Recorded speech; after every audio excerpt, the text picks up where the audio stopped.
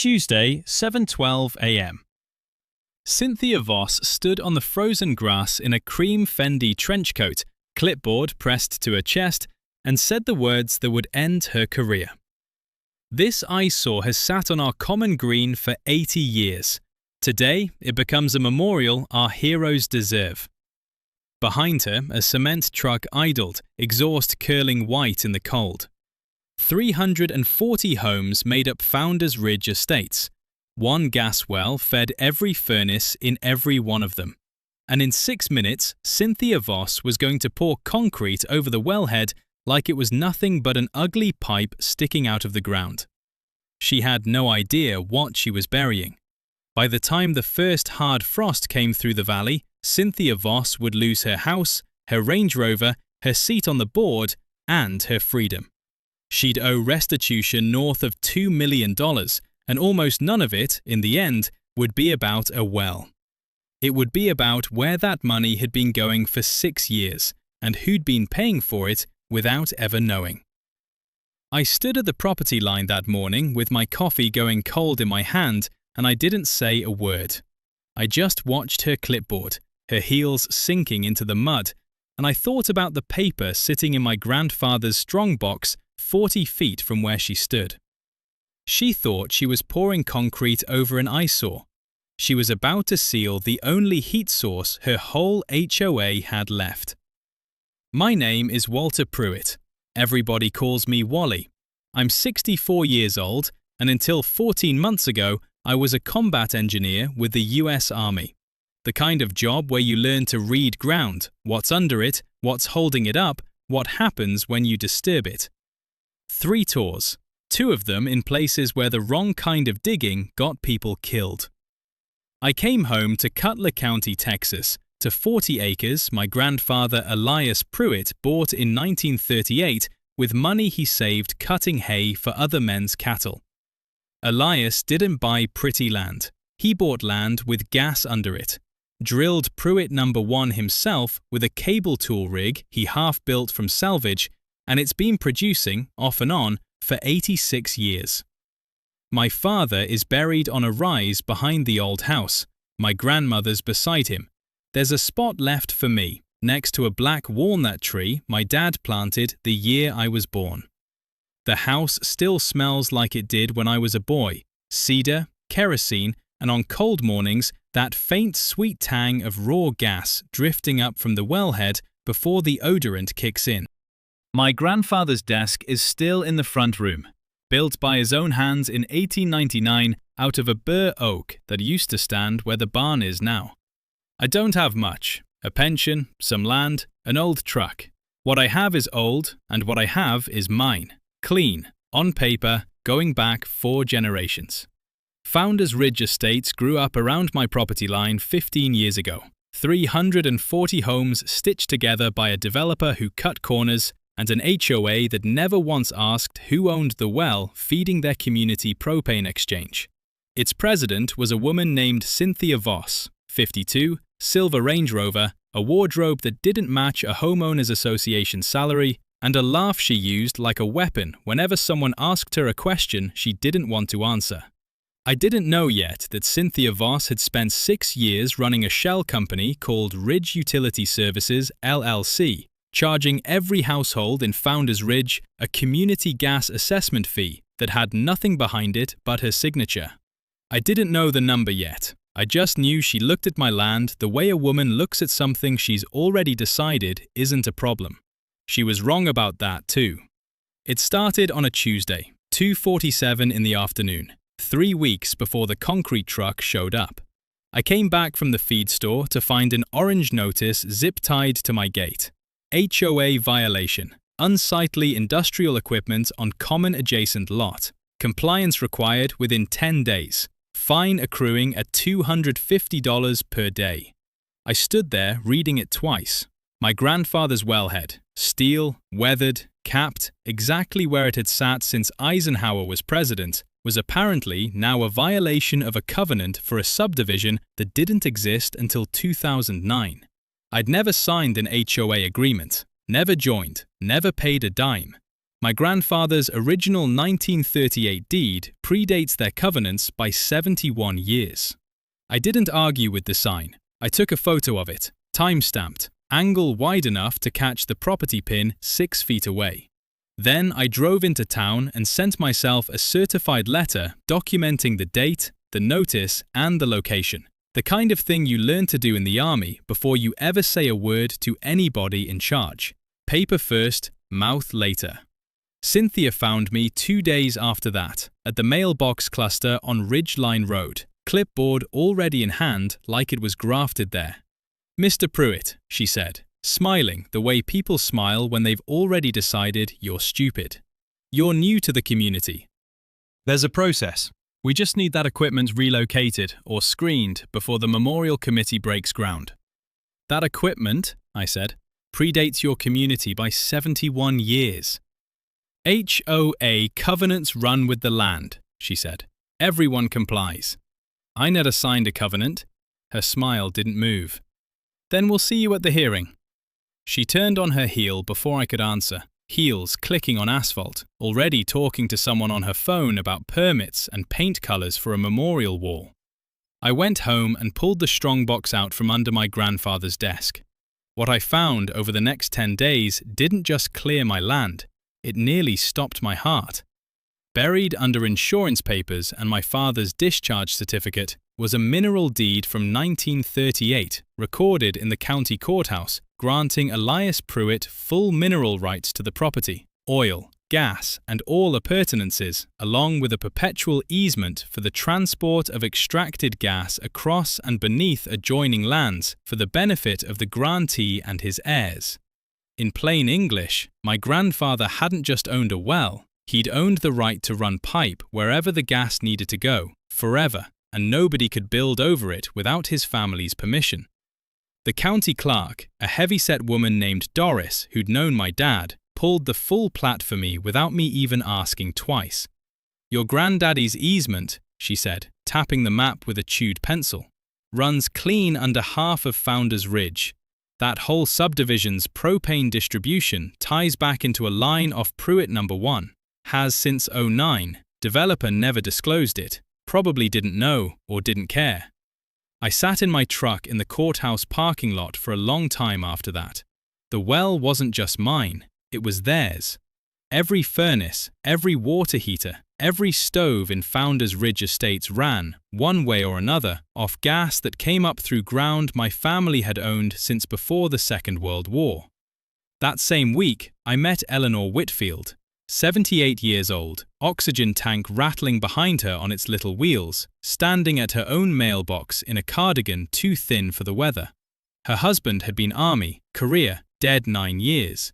The HOA had fined her $400 for a wind chime shaped like a dog tag, hung in his memory on her porch. Cynthia Voss had told her, in front of witnesses, that sentimentality doesn't override community standards. "They want to build that memorial garden," Ellie told me, voice thin as paper, "right where your well sits. Told us it was for men like my Roy." She laughed, short and bitter. "Man like Roy would have told them exactly where to put it." I looked at her oxygen line, then down the road towards Cynthia Voss's white Range Rover parked crooked outside the clubhouse, and I understood, finally, that this had stopped being about a fine on a fence post. This was about who was going to freeze and who was going to pay, and how long I was willing to stay quiet while I found out which one Cynthia Voss thought she'd already decided. The concrete truck showed up on a Tuesday, 7:12 a.m., same time she always liked to schedule things, like she thought early meant nobody would be watching. I was watching. I'd been watching for 2 weeks. Here's what most homeowners don't know. An HOA cannot authorize construction on land it doesn't own, and it cannot bury, cap, or interfere with an active mineral extraction site without the mineral owner's written consent under Texas Natural Resources Code Section 91.142, which criminalizes damaging or obstructing a wellhead.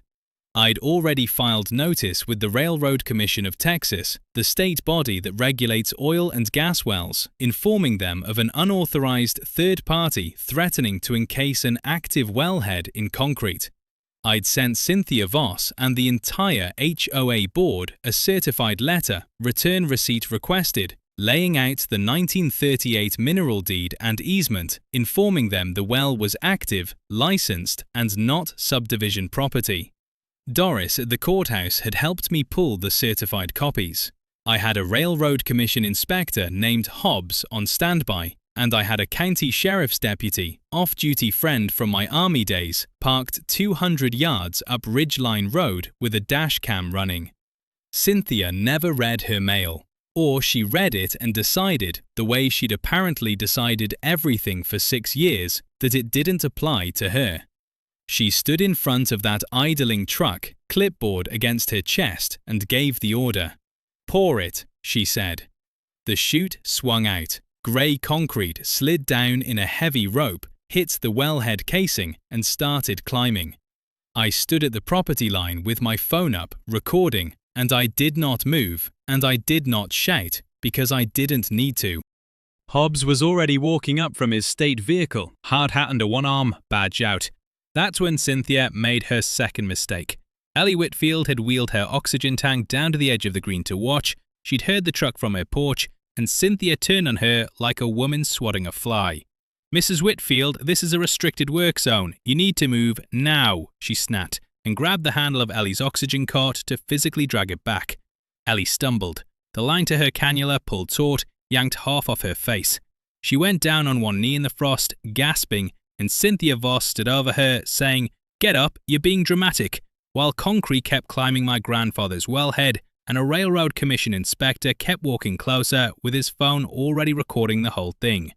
I was at Ellie's side in 4 steps, got her cannula back in place, got her breathing steady, and I looked up at Cynthia Voss over that old woman's shoulder, and I finally said something. "You're on state record now, obstructing a licensed gas well and assaulting a resident on video. Inspector Hobbs, I believe you got all that?" Hobbs held up his phone. Every second. For the first time since I'd met her, Cynthia Voss's clipboard actually shook in her hands. That night, temperatures dropped to 19 degrees. I picked up my phone and made one call to the propane distributor that fed off Pruitt number 1, under the terms of a supply contract I now legally controlled through my grandfather's easement. Effective immediately, I terminated third-party access pending safety inspection of the obstructed wellhead. It was airtight, it was legal, it was mine to do. By morning, 340 homes in Founders Ridge Estates had no heat, and Cynthia Voss's phone would not stop ringing.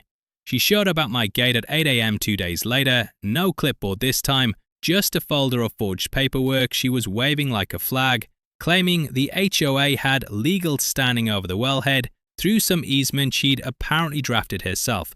Behind her, unannounced, stood Inspector Hobbs, Deputy Ruiz from the Sheriff's Office, and a reporter from the Cutler County Herald that Doris, bless her, had tipped off a week earlier.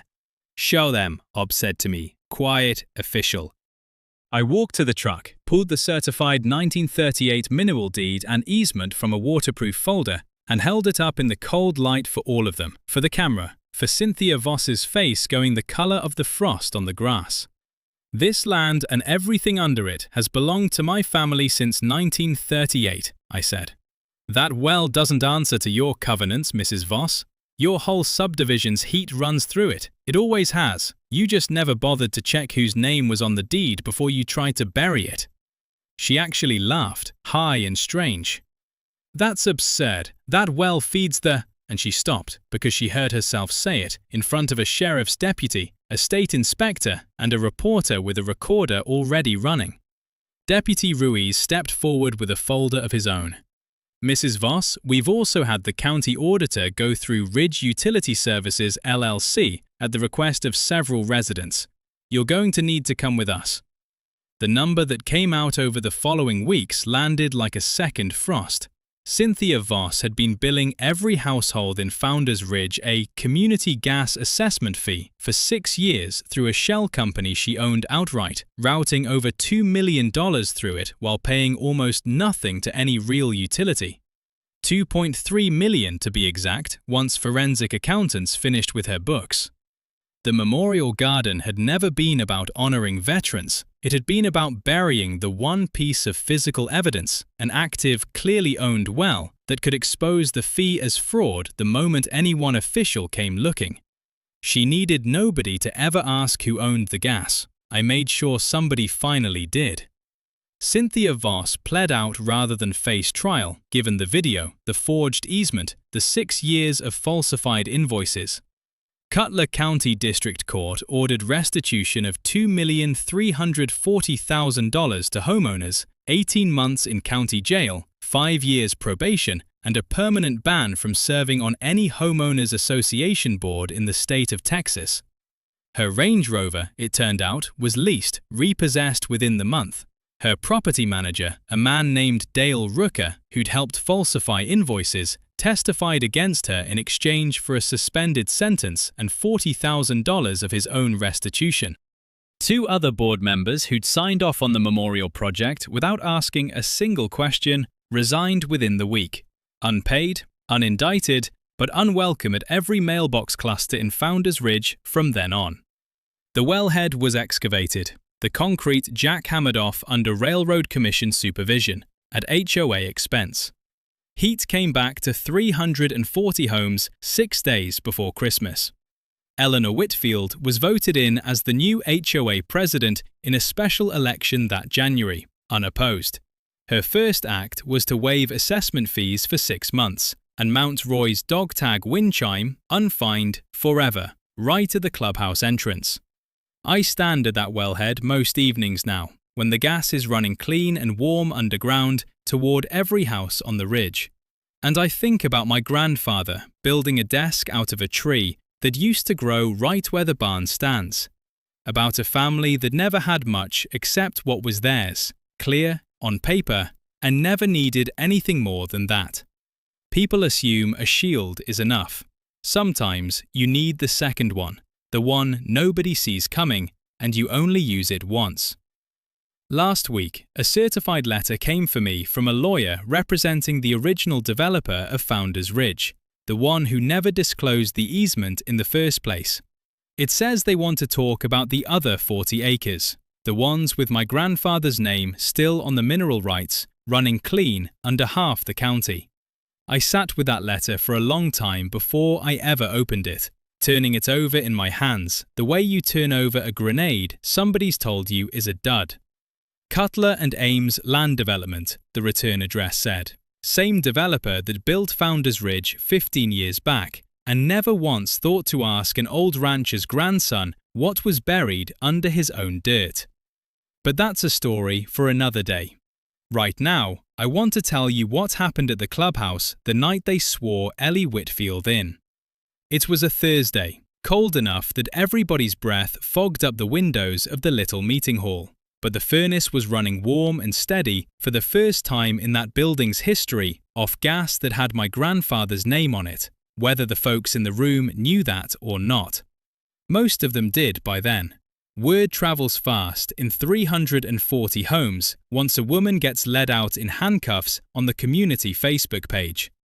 Ellie came in on Ruiz's arm, not because she needed the deputy, but because he'd made a point of walking her, hat in his hand, like an honor guard. Her oxygen cart rattled behind her. Somebody had tied a little ribbon to it, red, white and blue, the same colours as that dog tag wind chime. She sat at the head of the table where Cynthia Voss used to sit, with her clipboard and her Range Rover keys jingling on the tabletop like a threat, and Ellie just folded her hands and looked out at all of us. "I'm not going to make a speech," she said, voice thin but steady. Roy would have hated a speech. He'd have wanted the heat back on and the books opened up so nobody does this again. That's all I aim to do. The room clapped for a long time, longer than I expected from a subdivision full of people who 6 weeks earlier wouldn't meet my eye at the mailbox for fear of getting written up for talking to the man with the unsightly industrial equipment. Dale Rooker's wife came up to me afterward, unprompted, said she was sorry for how her husband's signature had ended up on those invoices. Said she hoped I understood he'd been scared of losing his job, not scared of doing right. I told her I understood plenty about men who go along with something ugly because the alternative feels harder. I'd served with a few of them. Doesn't excuse it, does explain it. Doris from the courthouse showed up too, out of uniform so to speak, sipping bad coffee out of a styrofoam cup, grinning at me from across the room like she'd known all along how this would end. Maybe she had. She'd pulled that plait awful fast for someone who claimed she was just doing her job. I walked home that night past the wellhead, past the spot where the concrete had been jackhammered away down to bare, scarred casing, steel showing through like a wound closing over. The gas hummed quiet underneath it all, same as it had for 86 years, feeding furnaces that finally knew, every one of them, exactly whose ground they were standing on.